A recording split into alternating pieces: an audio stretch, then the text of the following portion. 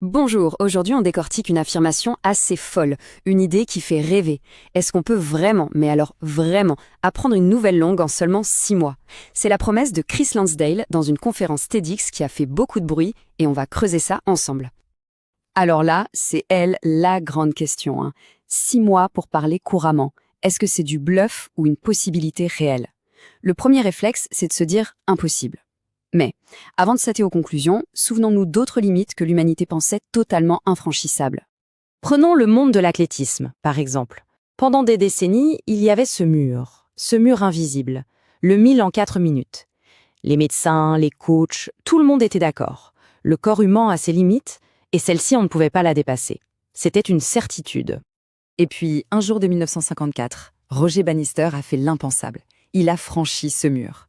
Mais le plus incroyable, ce n'est même pas son exploit, c'est ce qui s'est passé juste après. Des dizaines d'autres coureurs l'ont fait aussi. La barrière n'était pas dans leurs jambes, elle était dans leur tête. C'était une barrière purement psychologique. Et cette idée que la bonne méthode est plus forte que le soi-disant talent, ça marche pour tout. Prenez le dessin.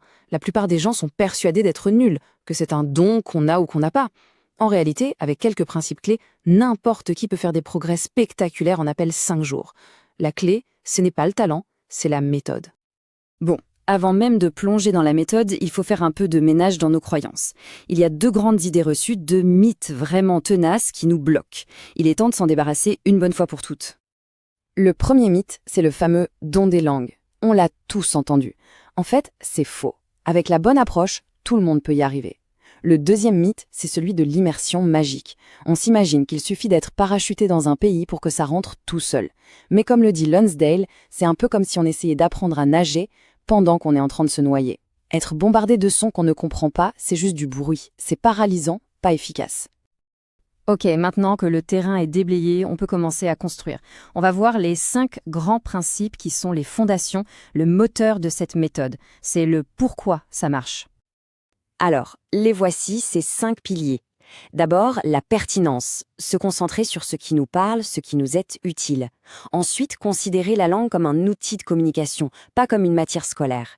Troisièmement, chercher à comprendre le message, avant tout. Le quatrième, il peut surprendre, la physiologie. Et oui, parler, c'est un sport pour les muscles du visage. Et enfin, cultiver le bon état d'esprit. On va voir tout ça en détail. Pour bien saisir le premier principe, celui de la pertinence, Lonsdale utilise une analogie géniale. Imaginez le tableau. On se balade tranquillement dans une forêt. On passe à côté d'un arbre avec quelques petites griffures sur l'écorce. Bon, on y prête à peine attention, on continue son chemin. Mais, un peu plus loin, on tombe sur une énorme empreinte de pattes dans la terre humide. Et là, d'un coup, le cerveau passe en mode alerte maximale. Chaque petit bruit, chaque ombre, tout devient hyper important. Et puis, on voit l'ours. À cet instant précis, les petites griffures sur l'arbre ne sont plus un détail anodin. C'est une information vitale, une information qui est maintenant gravée à jamais dans la mémoire. Pourquoi? Parce que notre survie en dépend. Et voilà le truc, notre cerveau il est câblé comme ça, il ne retient que ce qui a du sens, ce qui est pertinent pour nous. Et cette idée de sens, elle nous amène à un concept absolument central, l'apport compréhensible. Oublions le jargon, c'est tout simple. On n'acquiert pas une langue en mémorisant des listes de verbes, mais en arrivant à comprendre des messages. Même s'il nous manque plein de mots, le sens passe avant les détails. D'ailleurs, ce n'est pas juste une belle idée. C'est prouvé par la recherche. Un linguiste, Stephen Krashen, a étudié ça en profondeur.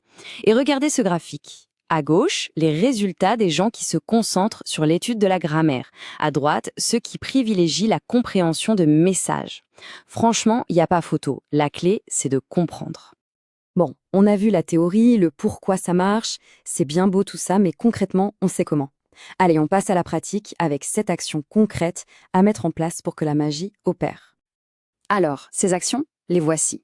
D'abord, écoutez, écoutez, écoutez, un maximum, pour que le cerveau s'imprègne de la musique de la langue.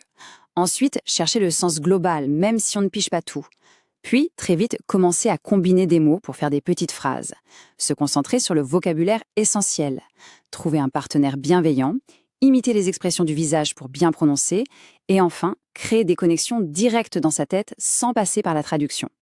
L'idée de se concentrer sur le noyau du vocabulaire, ça change absolument tout. Apprendre des dizaines de milliers de mots, ça paraît être une montagne.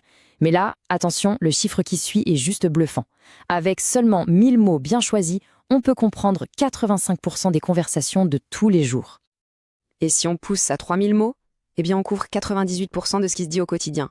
À ce niveau-là, on parle la langue tout simplement. Le reste, c'est du bonus. Ça rend l'objectif tout de suite beaucoup plus réaliste, non? Un autre point essentiel, c'est ce que Lonsdale appelle le parent linguistique. Attention, et c'est super important, ce n'est pas un prof. C'est un partenaire qui va créer un espace de confiance.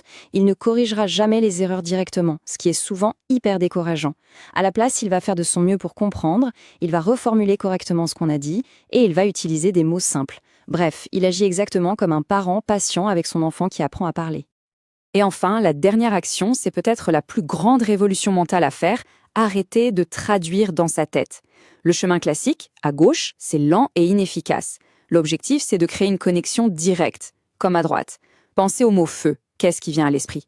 Pas les lettres F, E, U, n'est-ce pas? Non, on ressent la chaleur, on voit les flammes. L'idée, c'est de lier le nouveau son, par exemple fuego, directement à cette sensation, à cette image, sans jamais passer par le mot français. Et voilà, toutes les pièces du puzzle sont en place. On a les grands principes, le pourquoi ça fonctionne, et on a les actions concrètes, le comment le mettre en pratique. Mais s'il y a une seule chose à retenir de tout ça, c'est cette idée résumée par cette citation. Le message, il est super clair. Le pouvoir est du côté de celui qui apprend. Le succès ne dépend pas d'un talent tombé du ciel, mais des actions qu'on choisit de mettre en place. Tout est entre nos mains. Du coup, la question n'est plus de savoir si c'est possible. Les principes sont là, les actions aussi. La seule vraie question qui reste, c'est on commence par quelle langue?